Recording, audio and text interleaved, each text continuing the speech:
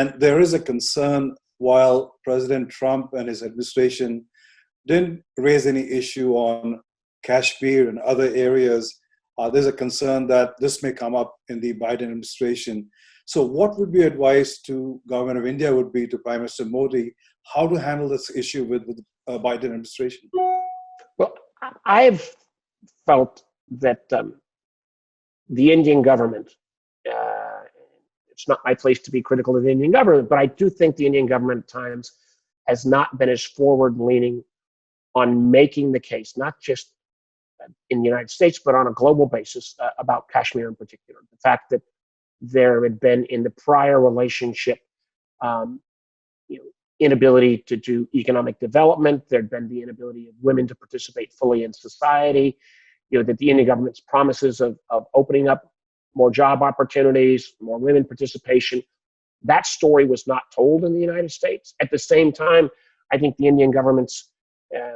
restrictions on travel inside Kashmir seem to be overly restrictive, particularly the restrictions on foreign journalists, the restrictions on the internet. Some of that has started to ease up a little bit, but there is, we've seen some of the stories, and there is two sides of this story. I've expressed concerns privately to the Indian government on how this has played out, and I do think the Indian government's going to need to be more aggressive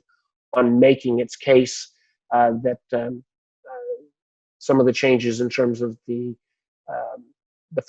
Indian federal charter for these two regions will actually mean more advancement and more potentially long-term freedom, and not as simply a effort to silence communities that may be Muslim majority. I do find as well that and again, I have some troubles with some of the new citizenship rules that the government's put forward. So I do think the Indian government is going to need to be aggressive on making its case, not just in America, but around the world.